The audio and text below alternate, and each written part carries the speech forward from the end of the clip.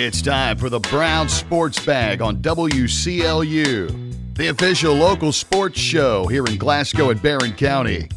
And now, alongside John Butler, here is your host, James Brown.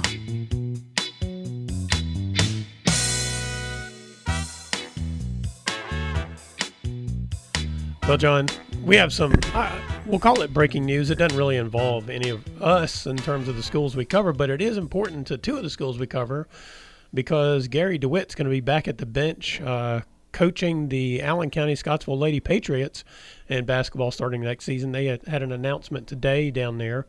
And you know a little bit about Coach DeWitt. I mean, you guys faced him several times in critical games during the early part of your career over at Barron County, I take it. Yeah, he's a great guy. Great guy. Brings up a lot of intensity to the sideline, especially when he was younger. You know, Coach DeWitt's had some health trouble and got out for a while and has been an assistant and now back in again. But they won 3 straight regions from 2000 to 2002. They won 3 straight and gave me probably my toughest loss in 2000 when we lost to them in overtime in the regional finals. We played 5 times that year too, and they beat us 3 out of 5 eventually. And we had a 7-point lead about 2.5 minutes to go and lost, and that was.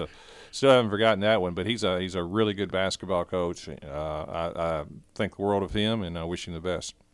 Yeah, so it'll be some good experience on the bench in the 15th district next year when you factor in the coach at Warren East. They've had a good run. Now, they lost a lot of talent, so we'll see how that works out for them. Barron should be the clear favorite next year with everything they have coming back and Piper's experience. A couple of state tournament runs for her and Gary DeWitt with his experience. So it'll be interesting how that works out. Kayla Kirkpatrick as the youngest coach in the district, I mean, still got a lot to face up with over there at Glasgow. So it'll be an interesting district on the girls' side, I think. Meanwhile, spring sports, it was a good week weather-wise. People could have played a lot of games, but Barron only had a couple of games on the schedule in baseball. But really this week is one that's going to be one that kind of sets the tone, I think. We'll see how this district is shaping up in the 15th, especially, you know, starting today with Barron County playing Allen County today at home, and then they'll be over at Allen County tomorrow. The Trojans are 2-0 in the district. Allen is 1-1. What do you think about that matchup, John? Well, I think Barron's playing as good as anybody in the region. They're 14-7 with a very difficult schedule. They've won 6 straight. They won 9 out of the last 10. And I don't think anybody in the region is playing as good as they're playing right now. Their 2 games last week were against 5th region teams, and Camelsville, who's very, very good. I mean, they've been in the semifinals of the region the last couple of years. They're a small school, but really good in baseball, and Barron shut them out 7-0. Skylar Potter went 6 innings, and then Sutter Hyde came in for relief. I don't think Sutter Hyde has given up a run all year. I think he's thrown 10 innings and with no runs at all. Yeah. And then Central Hardin, not only a 5th region power, but a state power. And Barron beat them last week. What was that? They blew 11-1. Yeah. And Cameron Crawford, 6 innings, no earned runs. And so, like I said, I mean, can they lose to Allen? And they can lose to Allen, especially with the. I mean, Allen has one good pitcher, the kid that ended up beating Glasgow last week, Stamper, I believe. Yeah, Eli Stamper. But Barron's pitching is extremely good. ERA of 2.75. Barron's hitting now over 300. So with Potter and Crawford, I don't know who's pitching. They'll probably pitch them both, and then the relief pitching that they have. Barron's got a lot of depth in pitching. They're senior dominated in their everyday lineup too, and throw in Jackson Reese and the Hyde twins, and so the Hyde brothers, and you know they're playing really well. You know, I was looking at Cameron Crawford's numbers. You know, his ERA is Skylar Potter's ERA is 1.54, which is super. Crawford is 2.05, but what I like about it too, he's got 26 strikeouts for the year and only 2 walks. Great control. Yeah, that's one thing they are doing. that was the part that was a little bit shaky, I think, out of the gates because Cameron Crawford is. I mean, they expected him to be a good pitcher, but he's a junior, and they kind of rolled him out there. He didn't have as much experience as Skylar Potter did. Skylar's been more of a closer in the last couple of seasons for the Trojans. And then Joey Myers, probably the most experienced pitcher that was coming back in terms of like starts and that. He missed the early part of the season because of the broken hand. And, J.P. Hyde and Sutton Hyde would close some games, but they weren't full-time pitchers before this season. Jacob Spence comes in and pitches. And so what was happening early in the season, I think they were just trying to find that right rotation. So those early games were a little bit bumpy, but now they have settled in and the rotation's down. The guys who are starting, Potter and Crawford, have got a lot of confidence, and they've got a lot of guys who are coming in closing an inning or 2 innings. So it's not even that they have good closers. Those starters are getting pretty deep in the game before they're coming in. They've got a makings. They've got a really, really good all-around team. Mm-hmm. I mean, a team that with the right breaks can go a long way. Yeah. Now, you mentioned Stamper for Allen County. He held Glasgow to 1 hit or 2 hits, I think, last week and 1 run. Allen ended up winning the game down at their place 2-1 with a walk-off double, I think, in the bottom of the 7th. And, it's kind of interesting. Stamper's been a pretty good – I mean, he's known for his golfing as much as anything, right? He's an outstanding golfer, but he's been pretty good for the Patriots. The last 3 years, when he pitches, they have a chance to win. The only problem is they don't seem to have much else, and their offense is not great. And those are 2 things that don't work well right now in facing the Trojans. I give Stamper a chance to put Barron in a difficult position, but they're hitting the ball so well right now as well to go along with that pitching that I'm not sure that even he can hold up under that barrage over 7 innings, John. Well, we'll see. I mean, he can pitch well and lose. You Mm-hmm. can lose 3-2, or Barron can lose 2-1 too. So you never know. Baseball it's oftentimes it's how hot your pitcher is and so forth. Mm-hmm. Barron's got a better team, better team, but whoever's on the mound too changes things as well for teams. Yeah, But Barron has so many more pitchers and more balance, but with Stamper, in particular when he pitches, it gives Allen a much greater chance. Yeah, I mean, just evidence, Glasgow in the first game of last week's back-to-back days games, they beat Allen 11-2, and they hit the ball well, but they also drew some walks and that kind of thing. So, I mean, it's, like I said, Stamper gives them a chance, but Barron is just playing so well right now. Meanwhile, Glasgow only ended up playing one. Well, they played those 2 games at the first of the week, 3. and then played Greenwood on Thursday, I think it was, and lost that one 13-0. Glasgow's 7-13. They've also played a difficult schedule. 1-1 in the district. Yeah. They split with Allen, and like we talked about, 11-2 blowout. Evan Templin pitched well. His ERA is under 2 for the year, and Glasgow, we've mentioned this several times. Their strength is their pitching. He and Carter Hodges. Hodges' ERA is 2.62. The question with Glasgow, can they score enough runs? Yeah. JoJo Driver is by far their leading hitter. He's hitting like 418. They don't have very many others even over 300, and that's been Glasgow's issue more than anything. Their pitching keeps them in the game. Yeah. But against really good teams, whether it's Greenwood, we'll see with Barron coming along, but with some of the better teams, you got to score a little bit. And right now, that's been the probably the main reason why they're 7-13. It's not because of the pitching; it's because of hitting, more or less. But they're good enough because their pitching keeps them in games where they can are they good enough to win a region? Probably not. I don't know. I mean, it'd be hard. The hitting would have to really pick up. up. Had to really improve, but they're good enough to beat anybody on a given day. Well, and that makes for the interesting matchup with Warren East because Warren East has a good pitcher in Bratcher. Got a couple. Yeah, they do. Barron kind of slugged the others, though. There's a Vincent kid that's pretty good, but Warren East has struggled this year. Their record is. I think it's a little surprising. They either are at 500 or now below 500. I think it's a little surprising. Now, they played a really difficult schedule too. Play all the Bowling Green schools, and they've gone out and challenged themselves and so forth. But I think they're better than their record. They may have hit a a bump in the middle of the year, and they could be. We'll see if they can get it back the last couple of weeks. We'll see, because they are talented, and they have plenty of starting pitching. Where they, you ever get to a region, you have enough pitching. They got enough pitching. Yeah. But they're probably not playing near as well this year as they played last year. I think that's fair to say. Yeah, and last year they really caught fire toward the end of the season, and so because they won the region, didn't they? They got beaten in the finals. Lost to Russell County. Lost to Russell County in the finals. That's right. Yeah, but during the regular season, I think they had split with Barron County, 2 dramatic games, as I recall, from last year, and they were kind of up and down a little bit during the middle of the season, and then they got to the end and they went on a big run. I'm sure that's what they're banking on. Yeah, that's exactly. They're like, we've seen this story before.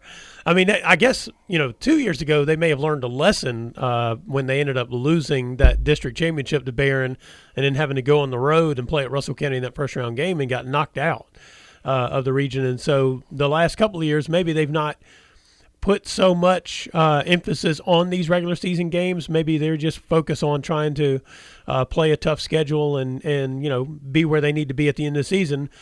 I guess we'll see if it pans out for them like that again, like it did last year. But anyway, with the matchup with Glasgow, I think the game that we see Bratcher and Templin probably pitching against each other, I would think that might be today's game. That'll be an interesting game, I think. The other game, we'll have to see what Glasgow can generate offensively off against Warren East, number 2 pitcher, because Glasgow's kind of in a position right now when you're not hitting the ball that well, you're trying to, scrap around and find a way to score some runs, right? Yeah, 3-2, try to win 3-2, 4-3, 2-1, anything. Yeah. So, you're not out there really. You would like to slug some home runs, but you don't. I don't think they've hit a home run this year. I don't think they have. I don't think they've hit a home run. Yeah. So, you're having to small ball this up in every way you possibly can, and then, you can't make any mistakes on defense in that situation either, right? That is correct. So, anyway, it'll be interesting how that works out. I'm looking forward to it. You can hear the Barron County game at 5:15 with Jay Turner on the call on 104.7 WCLU Burgundy, and you can hear the Glasgow game at 5:15 on 103.1 WCLU Blue with Joe Myers on the call. So you'll be able to hear those games this afternoon and make your own evaluation of how things went. And then they'll both be on the road tomorrow. Glasgow will be at Warren East and Barron will be at Allen County. We will not broadcast those games, but you can go check them out. You can go watch them in person if you like. All right, this is Brown Sports Bag presented by McDonald's Glasgow. We'll be right back. Presented by McDonald's of Glasgow, it's back to the studio with James and John, the Brown Sports Bag.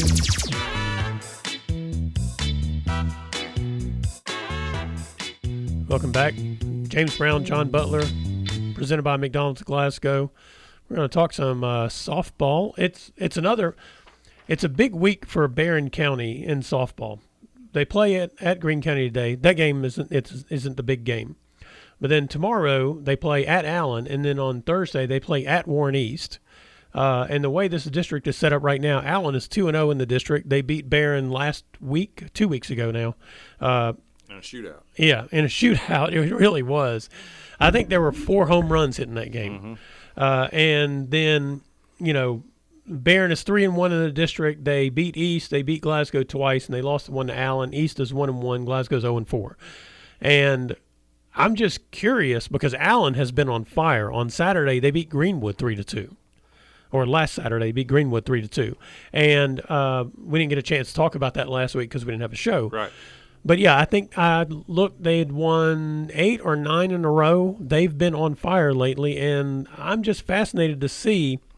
I guess last season I thought this was the Allen County team we were going to see. Yeah, they had some pretty big injuries to pitchers in particular. Yeah. I think their third baseman got hurt last year. A lot of people they were counting on leaders were out. Right.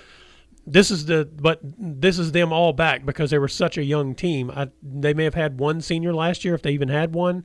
And they are playing like what I think we thought we'd see last year. This is the team I thought we would see. Yeah, they got close to 20 wins. They may have not lost, maybe 2 losses. Yeah. 2-3 losses at most. Warren East beat them once. Yeah. And I don't even think that was I don't even know if that was the district. No, it wasn't. It was part of the 2A something or other. That's right. So, They're legitimately good. South Warren is probably the consensus favorite to win it. I mean, they're 1 or 2 in the state, so it's and they can score like any. I haven't seen any softball teams since I've been around here that can score like South Warren. I mean, they're double digits every game they play. But you take away South Warren, then I think it's Greenwood, Allen, Barron, Warren East, in whatever order you want to put them in. Yeah, I think it's after that. But the catch is South Warren. But yeah, Allen's had they had a losing record last year, and they're have had a complete turnaround. Young players are a year older, plus hurt players are healthy. Mm-hmm. And it's a huge game for Barron. And Barron only played once last week. Yeah, that's rare to have True. only one game in a week. Yeah, and that was and they didn't get a lot out of it. I mean, it was a 15-0 shortened game against Glasgow. Mm-hmm. So today's game with Greene County is probably they need that game. Yeah, and they should beat Greene. Greene's down this year. But they need to get something out of that going into the Allen County game tomorrow. Yeah. You mentioned the South Warren scoring. They beat Greenwood 17-11. I think that was last Tuesday. Mm-hmm. That was the first time they played each other this year. As that game was going on, I mean, I thought it was going to be I thought it'd be a close game because Greenwood's good and Greenwood has a good pitcher. And so when I thought close, I figured the final score might be 8-3. I don't know if Greenwood threw their best pitcher. I hope not. I'm pretty sure they did. They played that trick last couple of years. They did. They did. Yeah, they bagged the pitcher and then brought her out in the regional tournament. Right. The girl that they have pitching now is not as good as that one was, though. But even still, I mean, just going back to what you said about the run scoring for South Warren, and we're getting off track from the 15th district a little bit. But it's just kind of a way to paint the picture of how good South Warren is. Dominant. Yeah. I mean, they put up 17 runs against Greenwood. They put up 14 against Scott County. They beat Great Crossing 10-0. These are just their last 4 games, and that's not counting the Warren Central game because there's no reason to count that one. Right. Before that, they had beaten Central Hardin 20-0. I mean, they've lost 2 games. Their closest game, and one of those was actually a loss to Greenwood down in Alabama, I think, or Tennessee during spring break. But anyway, it's wild as a comparison to see how well they are scoring runs. Yeah, they play like Oklahoma. Yeah, and I mean they hit incredible. I mean their power homers. McLean Hudson is. Probably the best player in the state. She's just a junior. Yeah. And I don't even know if she leads the team in homers. They've got another kid on the team that can hit. Was it Layla Ogden, I think? Ogden, I think that's right, yeah. Yeah, so anyway, not to get too far off the track, but as we're making comparisons here, just keep that in mind out there. And Barron's got power, too, this year. Yeah. And North Shirley has 8. Mm-hmm. I mean, that – when I first started coaching – I mean, you wouldn't see 8 homers for your team in a year. I mean, she's got 8. Riley Adala's got 5. Yeah. I mean, that's really good themselves. Yeah. So anyway, it's going to be Barron needs a play. They need to get in a rhythm. Yeah. That I was a little surprised because neither the baseball team nor softball team had games last Monday and Tuesday. Yeah, and the end of the week gets kind of muddled with prom and all that other stuff. Yeah. So but anyway, yeah, so they got a big week ahead. We have a pretty good measuring stick this week of how things are going to work out, and we've already talked about this. 3 of the top 5 teams are probably in the 15th district. I'd say guaranteed after South Warren and Greenwood. Yeah, I agree with that. And one of them is not going to make it to the regional tournament. And you want to do everything you can to avoid that in that 2-3 matchup because it could go either way. Yeah, and Allen's in the driver's seat, but Barron still controls their destiny. Barron beats Allen, but they'll have to beat then Warren East, and then they at least be guaranteed a coin flip. Yeah. So it's a big week for them. And meanwhile, Glasgow, right now, outside of the games that they've lost to the better top teams in the 4th region, which have not really been close, although they played Warren East close last week, lost to them 7-0. They just cannot figure out how to win games. I mean, they lost 2 over the weekend that were winnable games for them. Yeah, they're 1-14, and they're better than 1-14. Yeah. I know you are what your record is, but a lot of it's competition and so forth. You know, they lost to Green 10-0. They lost to Barron 15-0. Henry Clay out of Lexington. Now, listen, you know, that's Henry Clay is one of the biggest schools in the state, but they're not great in softball. But you know, they're still better than a lot of teams. Glasgow lost 8-7. It's close, and then Todd Central 8-5. Mm-hmm. So you know, they just it's Glasgow's a tough read because they're so young. Right. Pitching, you know, their pitchers are middle school pitchers.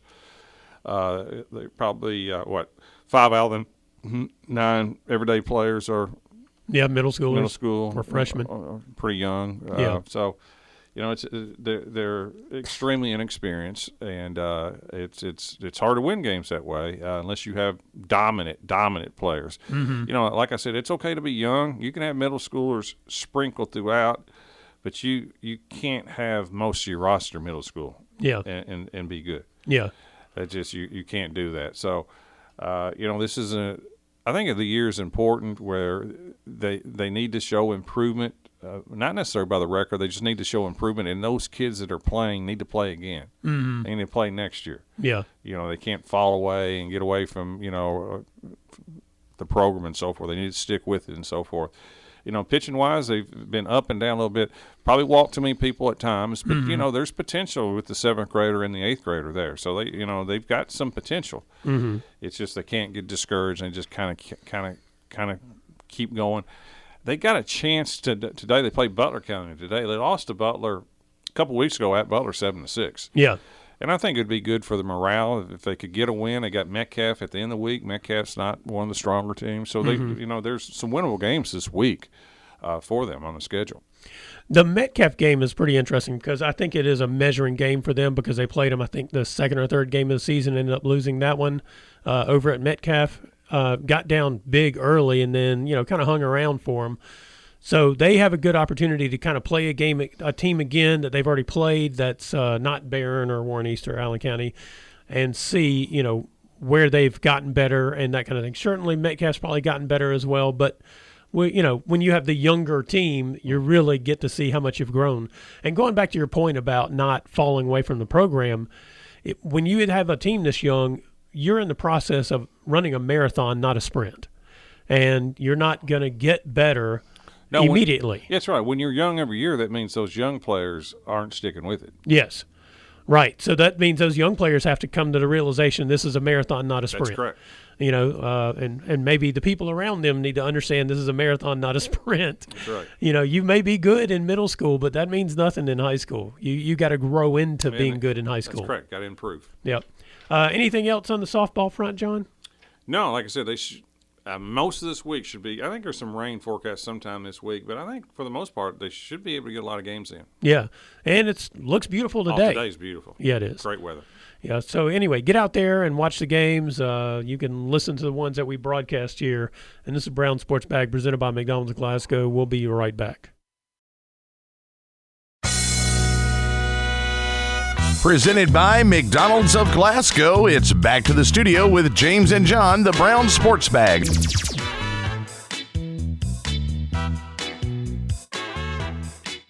Welcome back. James Brown, John Butler, presented by McDonald's of Glasgow. We did a special draft night show on Thursday night from Maple and Pine Lanes and Sports Bar. And 2-hour show because we didn't have a show last Monday. I was out of town for Easter, and so we did not have a show on Monday. So we did a special on Thursday and gave you 2 hours worth of time. Did it as a video show as well. You could watch us. You can still go find it on YouTube. See what we got wrong. Yeah, you can get – hey, man, we nailed it, John. Are you kidding me? We got a couple things right, didn't we? Yeah, we did. And so one of them we got right was you nailed the fact that the Kentucky defensive back Harrison was going to go in the first round. Yeah, he did. At the bottom of the first round, he certainly did. Got drafted by the Bills. Mm-hmm. Now, one thing I didn't say while we were on the air was a text that you sent to me after you had left is to start watching the draft when the Browns and the Jaguars traded, and the Jaguars took Travis Hunter. that you thought that the Browns would take Shedeur Sanders at that fifth spot. And they did. 5th round. Yes, that's right. It was the 5th round, not the 5th pick. I don't think I was that specific. No, you may not have been. I said 5th. I'll go back and check the tape here in a minute on you, John. But I do. I mean, look, everybody in the world has talked about the Shedeur Sanders thing and the fact that he didn't go in the first round. Or second. Or second. Or third. Or third. Or fourth. No. And the fact that the Browns did eventually take him, which everybody thought the Browns might try to take him at some point, except that they had already taken some guy named, was it Gabriel Byrne from his last name's Gabriel. Yeah, no, I'm making a joke about the guy who sings, Burning Down the House. Oh, okay. Yeah. They took him in the 3rd round. He's former Oklahoma, then Oregon. Uh-huh. Yeah, I think what makes no sense from the Browns, if you just analyze what the Browns did, is that they obviously were not in love with Sanders. Yeah. And it's nothing wrong with if he's there in the 5th, draft him in the 5th. What makes it odd is that they drafted another quarterback in the 3rd. Uh-huh. So that's probably what that means to me is that Sanders was not drafted by the decision makers, the GM and coach. That was probably the owner. Yeah. Said, let's go get him. Yeah. So now they have 5 quarterbacks. Yeah. 2 free agents that they signed. I mean, they signed Joe Flacco. He owes $4 or $5 million. They traded for Kenny Pickett. And Deshaun Watson is still on the roster, who's injured, and now they got a 3rd-round quarterback and Sanders in the 5th round. It's I will say for Sanders, if you're going to be drafted in the 5th round, most 5th-round picks do not have much of a chance of either making a roster or starting. He's in a place where he can start. I was going to say, competition-wise, Joe Flacco is 40 years old. Kenny Pickett is unproven. Yeah. The 3rd-round pick, most people do not think are as good as Sanders, and it looks like Sanders simply dropped because of his either interviewing when he did or his lack of interviewing and some of the off the field issues, not criminal, just attitude and cockiness and things like that. He turned off a lot of people. It's clearly what happened. Yeah, it would seem that people are not convinced that he's coachable, and he's only really been coached by one person, and that being his father. And so that seems to be a detriment. And I was going to say, going back to what you said about he has a chance to be the starter because they have 5 quarterbacks and none of them are starters. That's correct. I mean, none of them could start anywhere else. It depends on if he comes in and works. Yeah. Wins the locker room, comes in probably more humble than what I've seen in the past. Yeah. Yeah, he has a chance. He also has a chance to be cut. Yeah, they don't have much invested in him. There'll only be 3 of them when they get to the start of the season, and it'll be curious. Well, there'll be 4 because Watson will be on the injured reserve. He's out. True. Yes. But that's it's just unusual to the way the Browns went about doing it. It's just like somebody eventually, and I think it's the owner, said, "Let's go ahead and draft him." Yeah. Because he was, I don't know when he'd be drafted. He's in the 5th, and I don't know who was going to take him because it appears there was teams that needed quarterbacks, and every one of them passed over him multiple times, and then took other quarterbacks. Yeah, I mean, the Giants traded back into the 1st round to get Jackson Dart, and I don't know that he's a starting quarterback in the NFL. And New Orleans, who doesn't really have, they have an injured Derek Carr in the 2nd round, picked the quarterback out of Louisville, Shuck. Yeah. So it was, you talking about a rejection. That was a complete rejection of Sanders by, I'm not going to say all 32 teams because all 32 teams don't need quarterbacks, but probably half the teams could use a quarterback or a backup. Well, and I think that was part of the deal in this draft is that last year was a really good draft for the quarterbacks. Turns out. Yeah. And most teams have the quarterback that they need. I would say out of 32, 25 of them have a quarterback that they know they can start at the beginning of the season, but either veterans that have been around their organization or they've got some of these young guys over the last 2 or 3 years who have panned out to be pretty good for them. There were probably 4 or 5 teams that definitely needed a quarterback. The Giants, the Steelers, I think, needed a quarterback. Still do need a quarterback. Probably Aaron Rodgers, but he hadn't been signed. His probably is Aaron Rodgers, and that doesn't sound like a good idea to me. But New Orleans? Yeah, New Orleans needs a quarterback, and, it was, that part was strange that he could drop to the 5th round and none of those teams would go and take him. But those are some of the teams he had interviewed with or had talked to, and they obviously had decided he wasn't it for him. Yep. And they figured, looking around at the talent pool in this particular draft, none of them were it for him, really. So it was a strange draft, I think, in that sense, because usually even a bad draft has 5 quarterbacks that are going to be taken, pretty quickly when you get right down to it. This draft was not. Well, the draft turned into the Sanders show. Yeah. I mean, that's what was focused completely. Even when another quarterback got drafted, it quickly turned on why Sanders wasn't, which is kind of unfair to those guys who got drafted. It is. But, the draft is it serves 2 purposes. It's obviously it serves the NFL needs, the team's needs, but it's also a TV show. Yeah. And, so that's got to have some drama in it. And that definitely filled the drama part. Yeah, and I do think, one of the bad things about the draft was Cam Ward goes first, and he gets stepped on. His time on TV gets stepped on by the trade that comes thereafter and all the speculation that was, mixed in with that particular trade. He'll be all right. Yeah, he'll be fine. But, usually that if you're the number 1 quarterback taken, there's a fair amount of time spent talking about you. But there was just no intrigue. There wasn't. They'd already talked about him beforehand. Everybody knew what Tennessee was going to do, so they were going to move on from him anyway.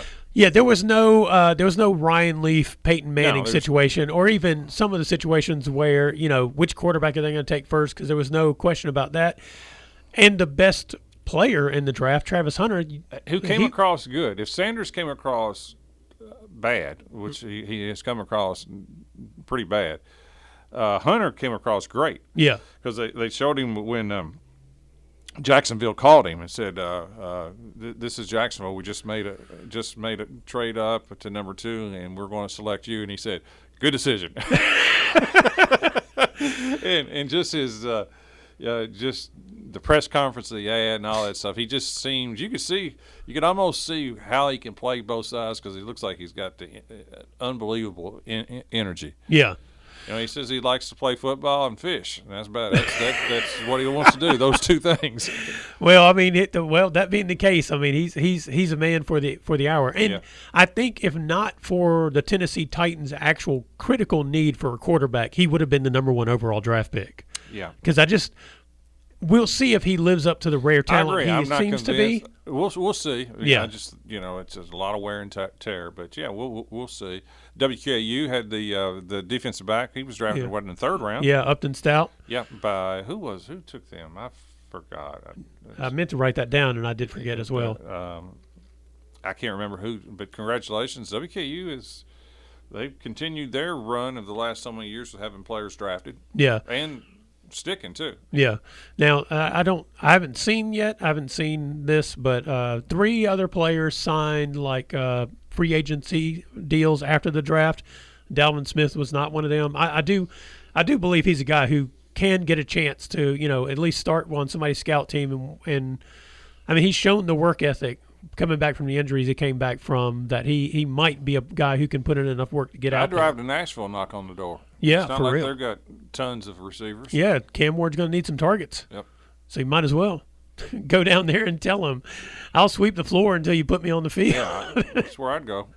I don't. So overall, did you were there any teams where you kind of looked at their draft and you said, "Man, I don't know what they were trying to do there"? Or Cleveland, yeah. Yeah, I mean, just with the quarterback situation. Yeah. I don't know what they were.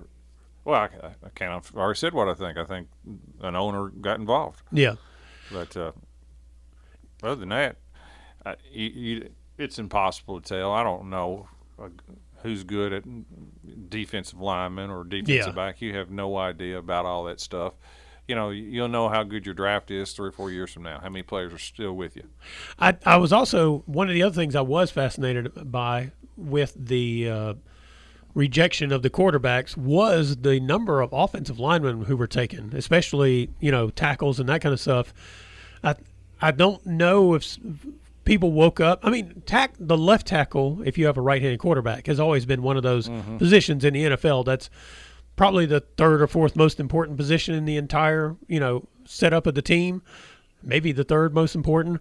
But I don't remember quite such a focus on so many tackles as there was in this particular draft, and whether or not they were going to be capable of playing those positions, because you don't always have a lot of draft night discussion about the offensive linemen being picked, but it seems to have become a much bigger deal, at least in part of the discussion of the draft night from the recent results. They tend to be safe. Yeah. There's less bust of offensive linemen than, say, quarterbacks. Oh, yeah. So, and less money being spent on them. And if they don't work out at tackle, sometimes you can move them inside the guard, center, and things like that. So I do think it's a little bit safer. Yeah. And it's an important need because, if you value the quarterback, then obviously you have to value the protectors. You don't want them being blindside sacked right. all the time. Mm-hmm. Which, that's one of the things, I guess, about the NFL over time is what they now call the edge rushers, just to be a defensive end. This elevation of tackles and edge rushers in the draft status versus skill players, because there weren't a lot of receivers taken in this draft. I think there was only one taken in the first round, maybe two taken in the first round. If you count Hunter. Well, yeah. I have a hard time counting him as a wide receiver, mostly because of I don't see how that's going to pan out over time. He may be a full-time wide receiver, but then again, he's such a good defensive back that he might, strangely enough, be more valuable as a defensive back. I don't know. Early in his career, he's going to be more of a receiver just because of the money. Yeah, that's probably true. But yeah, this receiving class, if you don't count Hunter, was kind of thin, and usually there's some a lot of speculation about the receivers. So your skill positions were a little down in this draft, and your linemen seem to be much bigger in this draft. But I'm curious. But like you said, it'll be interesting to see how it pans out. Anything else about the NFL draft you can think of, John? No, it was good. I enjoyed it. Three rounds. I watched all Thursday and Friday. I paid attention to Saturday, but I didn't watch the all Saturday. Yeah. I just dropped back in for the updates to see how long it took Sanders to get drafted. It's a lot of fun. A lot of dreams made, I'll say that. Yep. All right, it's a Brown Sports Bag presented by McDonald's of Glasgow. We'll be right back.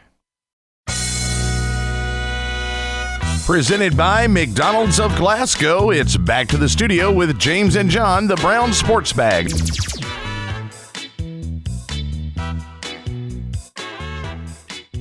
Welcome back. James Brown, John Butler, presented by McDonald's of Glasgow. I'm going to close out the show, tell you a little bit about some track that happened over the weekend and a little bit from last week as well. Good track weather right now, isn't it?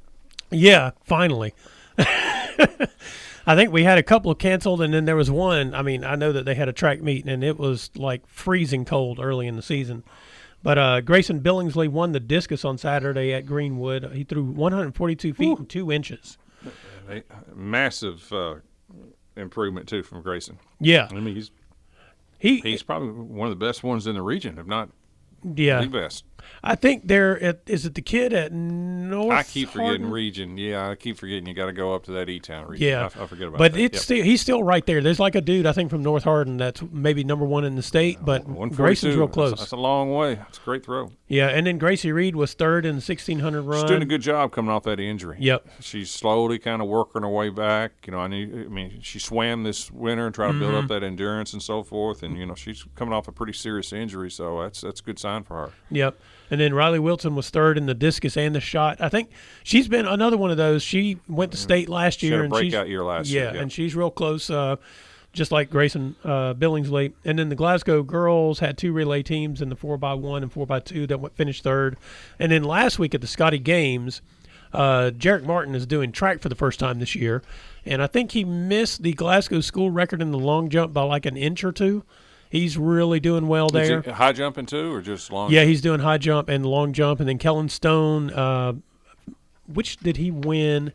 He won at one of the meets that they had. Kellen Stone did like 19 feet and 2 inches on the long jump. And then Cynthia Austin's having a pretty good year in the sprints and 100 and 200. And the triple jump on the girls' side, she won at one of the meets that they had. So we've got some folks who are real near the top in their particular class and their events, both at Glasgow and Barron. And, that's been a trend we've had here in recent years, John. Yes, we've had not necessarily it's almost the teams that dominate now are like the North Hardins and things like that. Yeah. But individually, yeah, we've had some standouts. Obviously, we have the one girl from Barron that's running at Chesney McPherson, and the girl at Glasgow, Caroline Murphy. Caroline Murphy, they've made it moving on to college and doing their running and jumping and all that stuff. Yep. One of your favorite events is coming up this weekend? Kentucky Derby. Yeah. Do you like the race itself, or do you like the gambling and whatnot associated with the Derby? I like the 2 days, the Oaks and the Derby. Oh, is that right? Oh yeah, I like both days. Okay. So, absolutely. So who are our favorites to win the Derby this year, John? You know? Do you know? Of course I know. I figured you did. That's a crazy question. The favorite is going to be a horse that you probably should play. Oh, is that right? Yeah, Journalism. Oh, is that the name of the horse? That's the name of the horse. Interesting. Legitimate favorite, probably be 2-1, 5-2. Well, I might have to check that one out. If the horse gets the right trip, I think he's the best horse. Oh yeah. Probably there's another good horse called Sovereignty that trained by Bill Mott that I think has a shot. If you really just go on names, you probably ought to get an exacta box Journalism with another horse called Publisher. Not making that up. Who actually has a chance too. I've never gambled on horse racing. This may be my year, John. Journalism for people in the media. Journalism and Publisher. There you go. Yeah, I think I can talk my wife into letting me go bet the horses. No, she won't do that. She's not really into the horse racing thing. Okay, all right. So I'll bet it for you. So do you go up there for the Oaks? I'm not going. I'll be at a facility that watches it. Okay. I'm not going to fight that crowd. I used to do that. Yeah. I used to go to Churchill Downs, but it's expensive and it's just overwhelming right now. I occasionally, I'll go back again, but I got a bunch of buddies and we'll go to a different place. Yeah, you guys just get together and Yep. And do your side bets. No, we'll go to a facility like Keelan. Oh, I see what you're saying. Mm-hmm. I thought maybe you meant a secret house in the woods or something. No. Yeah, I said a black and white screen up there, watching and making sure you tried to get the numbers right. No. They should have good weather. Should be a good one. Yeah. It's the biggest event in Kentucky apparently. Well, there'd be 150,000 people there, and Isn't that crazy? It brings in close to $100 million. Yeah. So yeah, it's a monster event, to say the least. My daughter lives in Louisville now. I'm sure that the locals try to get out of town for the weekend. Yeah, well, get out. If you got a house, it'd be a good time to rent it. There you go. But yeah, the prices spike everything for the week of the Derby for sure. Hey up. All right, this is Brown Sports Bag presented by McDonald's of Glasgow. We'll be back next week. You've been listening to the Brown Sports Bag on WCLU. Be sure to join James and John again next Monday at 4 for another edition of the Brown Sports Bag.